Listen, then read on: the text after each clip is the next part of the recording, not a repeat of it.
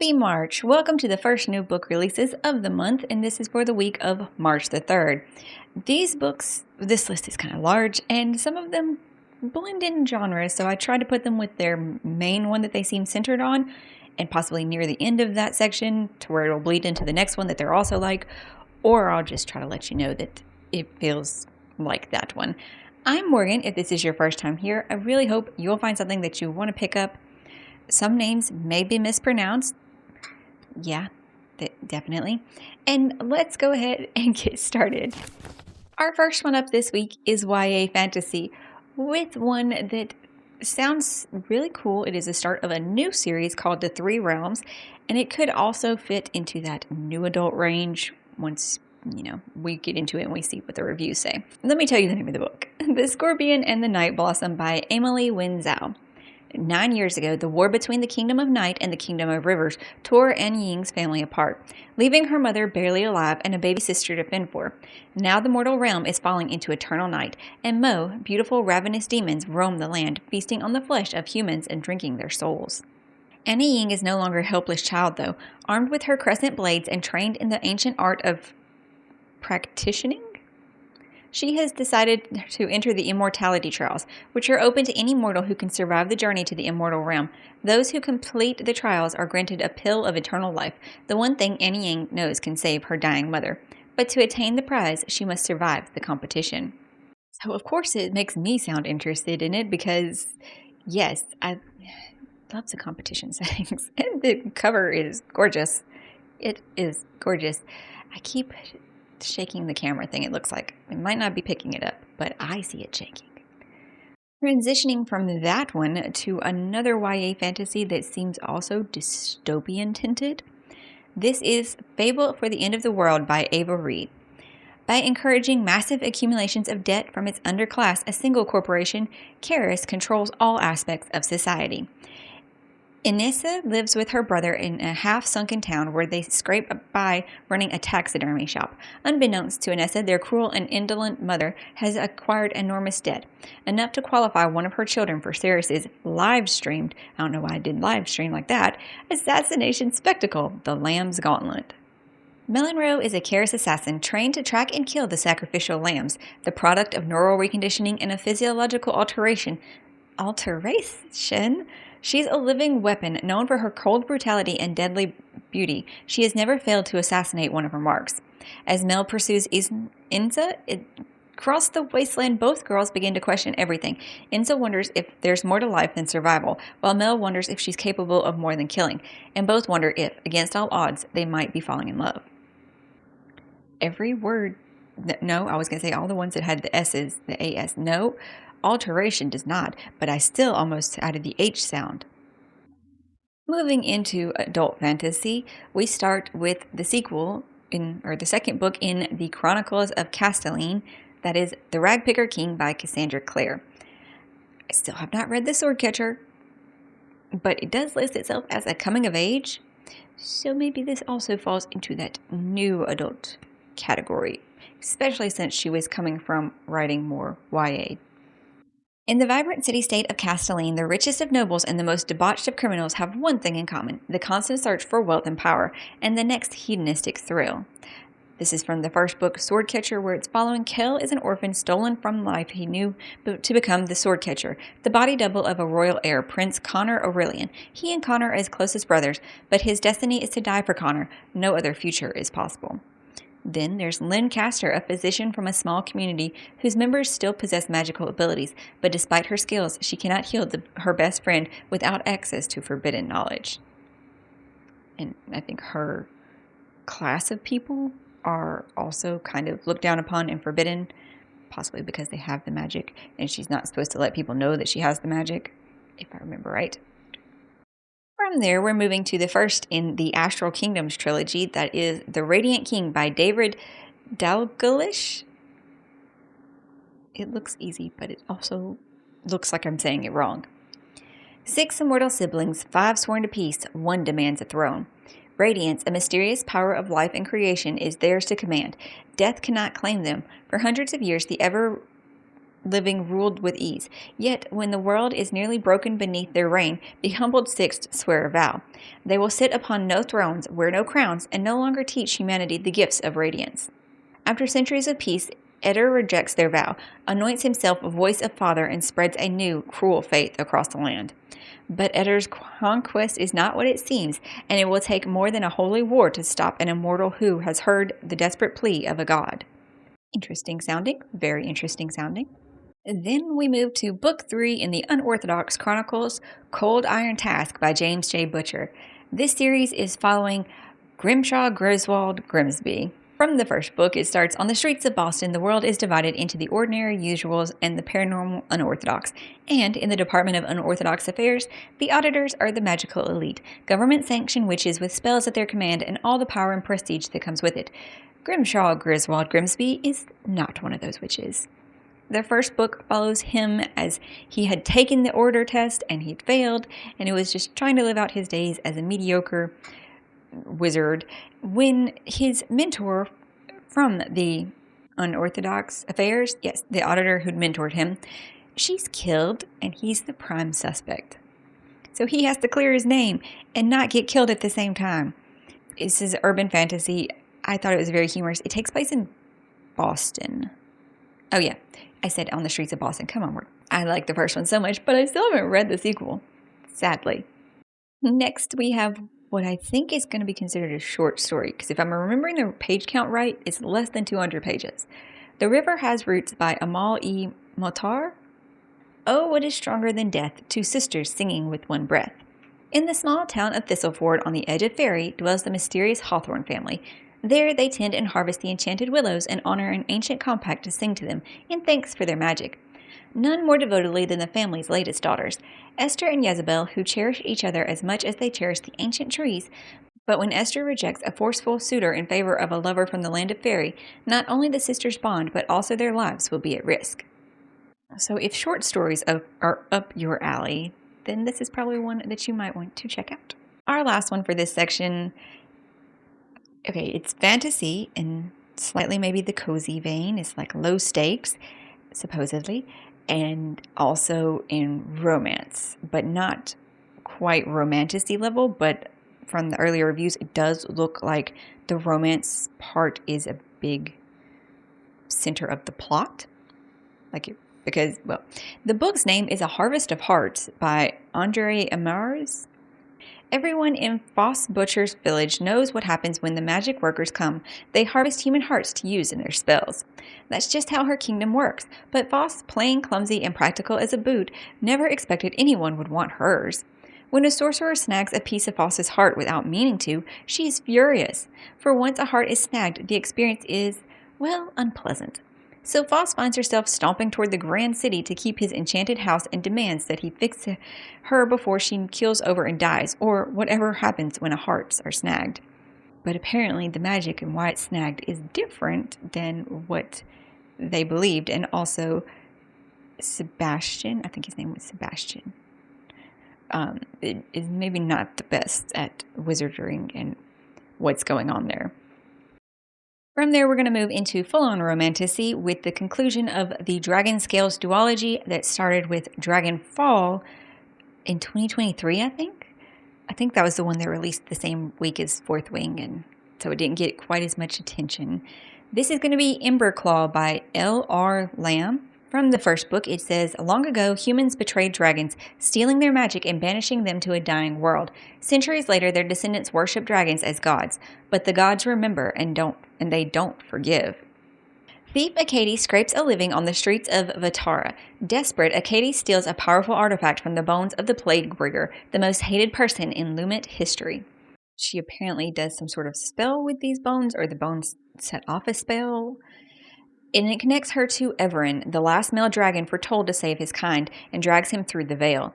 He's disguised as a human, and Everin soon learns that to regain his true power and form and fulfill his destiny, he only needs to convince one little thief to trust him enough to bond completely, body, mind, and soul, and then kill her. But this is a romantasy, so it's not quite Dragon Shifter, but it kind of sounds like it. He's stuck in a human body, and he will be a dragon.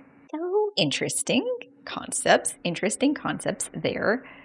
Then we move on to a third book, and I think a series that's planned to be 4, and the 4th one is already projected to release in fall. This is Tea You at the Altar by Rebecca Thorne. The first book was You Can't Spell Treason Without Tea, I believe. I think the first book follows Raina and Canthi as they want to open up a bookshop that serves tea. Worn wooden floors, plants on every table, firelight drifting between the rafters, all complemented by the love and good company. The thing is, Raina works as one of the queen's private guards, and Canthi is the most powerful mage in existence. Leaving their lives isn't so easy. What follows is the cozy tale of mishaps, mysteries, and the murderous queen throwing the realm's biggest temper tantrum. In a story brimming with hurt, comfort, and quiet fireside conversations, these two women will discover just what they mean to each other and the world. This book is following their adventures and exploits as they're navigating their ultimate maelstrom, which I shouldn't say because it is possibly a spoiler. But it's for fans of The Princess Bride and Bookshops and Bone Dust, according to its little blurby thing. Then we have the start to another series called Sisters of Light and Shadow. Yeah, I said that right. That is Spells, Strings, and Forgotten Things by Brienne Randall. In the small town of Gold Springs, Calliope Petridi and her 2 sisters carefully guard the secret of their magic and the price they must pay to practice it, memories. Luckily, all Calliope wants to do is forget the mother who left without a trace, the sisters from whom she feels increasingly distant, and most of all, the way the love of her life shattered her heart 2 years ago. But when a mysterious evil awakens, the fragile thread that holds the sisters together breaks. As their magic slowly begins to fade, Calliope accidentally binds herself to the handsome leader of a new rival coven infamous for their ruthless pursuit of power. Battling the sizzling chemistry with a man she can't trust, Calliope must confront memories of her past, family secrets, and the ancient magic in order to protect the town and all she loves. So this one also sounds pretty interesting. It is more paranormal romance than romantasy, but I have no idea if this actually takes place in our world. Yeah, I probably should have sectioned that one and this one off into regular romance, as this one is definitely a regular contemporary romance. Wild Side by Elsie Silver. This is the 3rd book, I think, in the Rose Hill series, and I do believe each one of them is following a different character based off what I could see. It says she's always dreamed of her wedding day, and those dreams never included saying I do to the man she hates.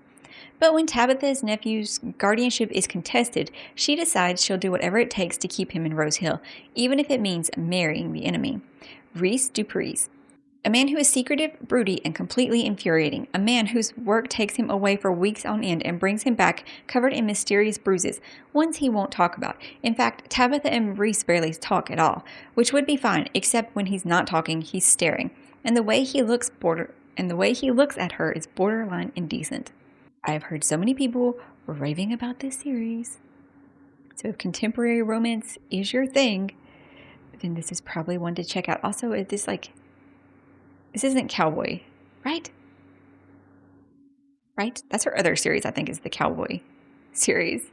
We'll transition from there into mystery with Finley Donovan Digs Her Own Grave by El Cosmino. This is book 5 in the Finley Donovan series, I believe, which follows a struggling romance author, right? I think that's what she writes, as she is going through a divorce and not even custody, getting child support, and not being able to write her next book and not being able to make money, when all of a sudden she's overheard pitching her book to her agent, and someone believes that she's a killer for hire and tries to hire her, and shenanigans ensue between Finley and her nanny turned best friend Vera as they try to deal with the fallout of all of this, and things just kind of get progressively more crazy. In this one, though, it says Finley Donovan may have skeletons in her closet, but at least there's not a body in her backyard. I think these are hilarious, but I have not read the one right before it, so Finley Donovan rolls the dice. So I want to get to that one. Then we have Kills Well with Others by Deanna Rayborn. This one is the sequel to Killers of a Certain Age, which is following Billy, Mary Alice, Helen, and Natalie have worked for the museum, an elite network of assassins, for 40 years. Now their talents are considered old school, and no one appreciates what they have to offer in their age that relies more on technology than people skills. When the foursome is sent on an all-expenses-paid vacation to mark their retirement, they are targeted by one of their own. Only the board, the top-level members of the museum, can order the termination of field agents, and the women realize they've been marked for death. And Kills Will with Others, it takes place a year later after the events of the first book. From there, we step it up a bit with some thrillers. The first one is Two Truths and a Lie by Corey O'Brien. This one also is sci-fi urban dystopia tinged. In a mostly underwater near-future Los Angeles, aging combat drone veteran Vu now lives a simple and small life, trading snippets of what's become the most valuable currency, information. So when the cops show up at his door looking for data on a murder he's not even aware has happened, things get interesting for the first time in 25 years. At first, Orr is happy to exchange whatever he knows about the demise of InfoDrip's top executive to buy booze and pay rent for his memory storage. But that plan goes to hell when Orr's old boyfriend, Augie Wolf, shows up as the #1 suspect. Forced to stretch his atrophied spy skills and take his illegal horde of drones out of retirement alongside his busted knees, Orr finds himself in the crosshairs of the militarized police, a family mega-rich corporate heirs, and a clan of emancipated AIs. Oh, and a cult. I'm not sure what this is going to lean into the most out of the things that it sounds like, and it also could have tinges of humor. Then we have Blood Moon by Sandra Brown. Detective John Bowie is one misstep away from being fired from the Eau Claire Police Department in coastal Louisiana. Recently divorced and slightly heavy-handed with his liquor, Bowie does all that he can to cope with the actions taken or not taken during the investigation of Chrissy Moline, a teenage girl who disappeared more than 3 years prior. Beth Collins, a senior producer on Crisis Point, knows that what classifies as a great story and when there's something more to be told. After working on the show for 7 years researching, fact-checking, and editing dozens of episodes, Collins is convinced that Chrissy Mellon's disappearance was not an isolated incident. A string of disappearances of teenage girls in nearby areas has only one thing in common. They all took place on the night of a blood moon. In a last-ditch effort to find out the truth, Beth leaves New York City for Louisiana to enlist Detective Bowie in helping her figure out what's happened to Chrissy and find the true culprit before he acts on the next blood moon in 4 days' time. So this one we have a short timeline span and high stakes and it's a detective thriller. We go to an even darker level when we move into the horror books of the week. First up is The Unworthy by Augustina Brasterica and translated by Sarah Moses.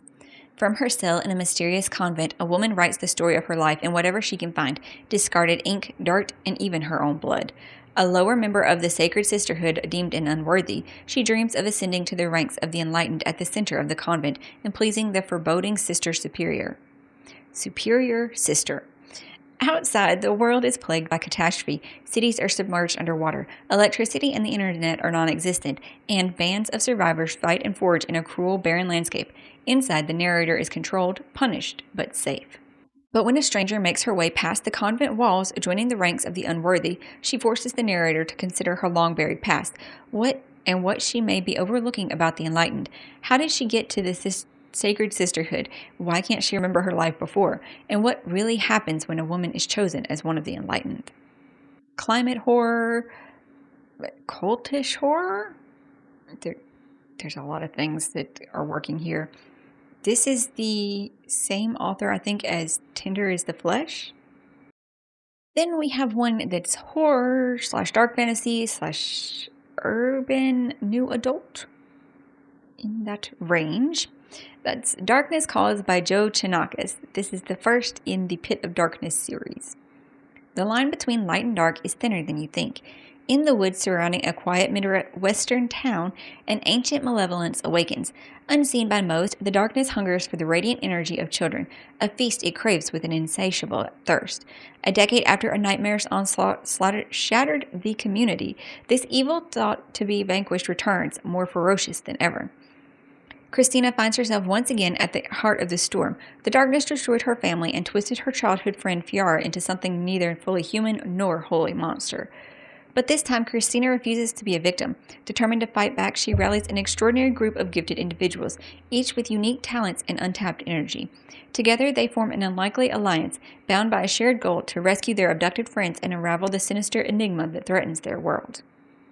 And this is going to be told, the story is told in parts, and each part is going to be following a different one of these characters, starting with Christina, though, in part 1.